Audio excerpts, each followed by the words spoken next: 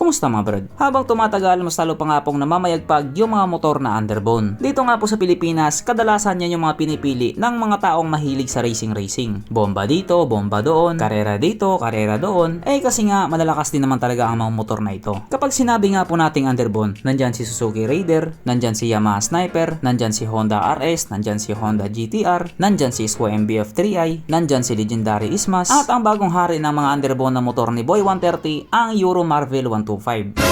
Bahala kayo dyan.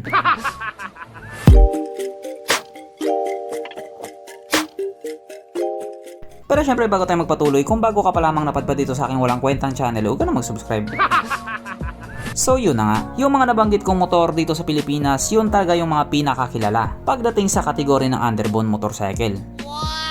Pero ang hindi alam ng karamihan, meron pa pong isang 150cc underbone na nandito sa Pilipinas na sinasabi nga pong kayang sumabay sa mga malalakas na underbone. At ang motor nga po na ito ay matagal na ring nandito sa Pilipinas. At ang motor nga po na tinutukoy ko walang iba kundi ang RFS 150i na pinagmamalaki ng Benelli.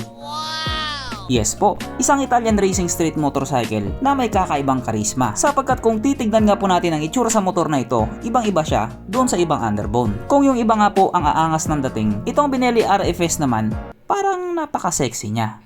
Alam nyo yun, yung tindig kasi niya, medyo kakaiba kung ikukumpara sa iba. At sana hindi yun ma-misinterpret ng iba. Kasi para sa akin, pogi din naman talaga siya. Kaso lang, medyo bihira lang tayo makita ng ganitong motor sa kalsada. Hindi ko alam kung bakit, pero nag-i-exist naman talaga siya dito sa Pilipinas. At dahil dyan, pag-usapan na po natin kung ano nga bang meron sa kanya at kung gaano nga ba siya kaganda. So ito nga po ang Benelli RFS 150i na mayroong 149.8 cubic centimeter engine displacement, 4-stroke single cylinder, single overhead cam with 4 valves. Naka-electronic fuel injected at ito po ay naka-liquid cooled. Ang kanyang compression ratio 11.3:1. Pagdating naman po sa kanyang power, ito po ay mayroong 15.5 horsepower at 8,500 RPM, 13.5 Nm of torque at 7,000 RPM. At base nga po sa mga tao nag-top speed sa motor na ito daw po ay kahit tumakbo sa bilis ng 130 to 136 km/h. Baka may angkas yun at hindi pa sagad.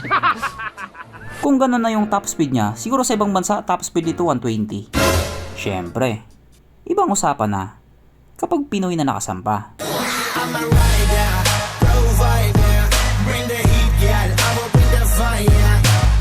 Ang kanyang tangke ay kaya magkarga ng 4.8 liters fuel tank capacity na kumukonsumo naman daw po ng 47 to 50 kilometers per liter. So para nga po sa isang 150cc na underbone, matipid na po yun. Kasi yung Mio ko ay ambot, ayaw ko na lang mag-talk.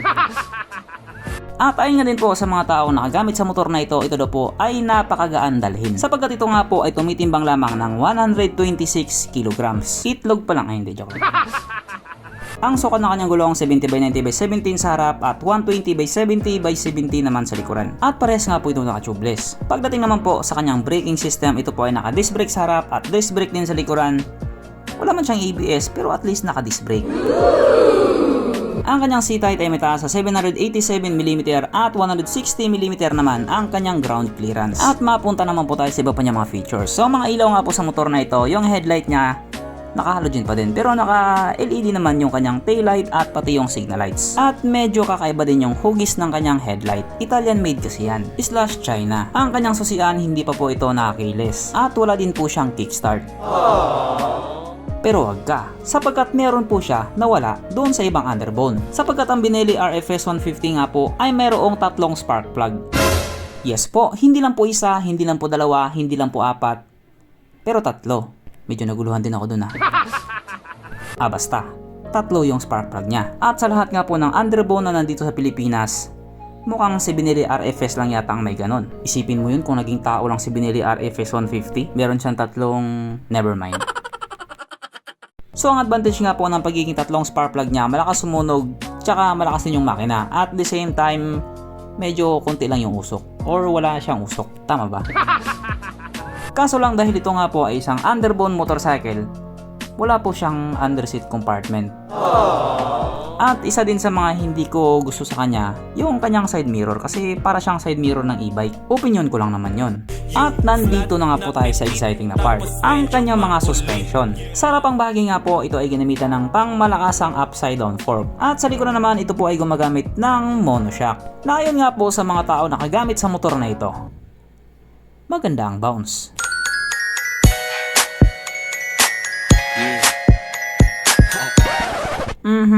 Panigurado, wala na namang nalungkot.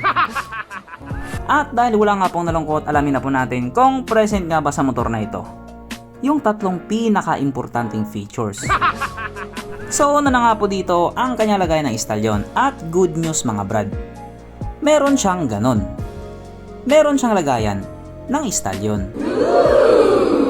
Kaso lang wala po siyang sabitan ng andox. At oras na nga po para sa ating Red Horse check, ang pinaka-importanting feature sa isang motor. At ayon nga po sa aking masusing pag-aanalisa, ang motor na ito ay kayang magkarga ng isang kahong Red Horse. So therefore, ayoko na naman mag-talk. At regarding naman po sa presyo niya, kung dati nga po nagkakalaga lang ito ng almost 90,000 pesos, sa ngayon nga po umaabot na siya ng 95 to 98,000 pesos. Depende po sa branch. So hanggang dito na lang muna mga brad. Kung may gusto kang sabihin or gustong idagdag doon sa mga sinabi ko, mag-comment ka na lamang sa baba. At syempre, katulad ng dati, hindi magtatapos ang video na ito na hindi sumisigaw ang nag-iisang hari ng shoutout. At alam niyo na kung sino yun.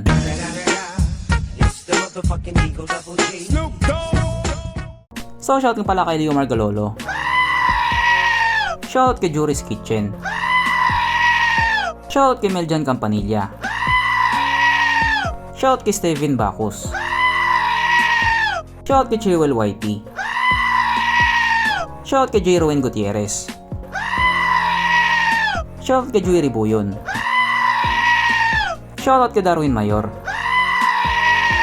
Shout kay Mark Allen Arcano. Shout kay Pooch at pati na rin sa bebe niyang si Abby. Shout kay Fred Mark Macalos. Shout kay Mads Brush and Grip Vlog. Shout kay Jade Bondad. Shout kay Captain Bone. Shout kay Dulce Rodora at pati na rin kay Ian at kay Angelique. Shout kay John Vincent Paez at pati na rin sa kanyang wife na si Zerina. Shout kay Juan Cruz at pati na rin sa kanyang baby na si Hezekiah. Shout kay Dennis Garcero. Shout kay Jim Ginares. Shout kay Renante Elison. Shout kay Jonathan Yuson. Shoutout kay Erwin Dupla. Shoutout kay Archie Bernales. Shoutout kay Ian Glaze Briones. Shoutout kay Gerald Oisin. Shoutout kay Kwek Kwek. Shoutout kay Z Motovlogs. Shoutout kay Joshua Jericho Cruzat. Shoutout kay Pobreng Vlogger Official. So hanggang dito na lang muna mga brad at muli ride safe, stay at home at stay safe at syempre, stay alive, bye.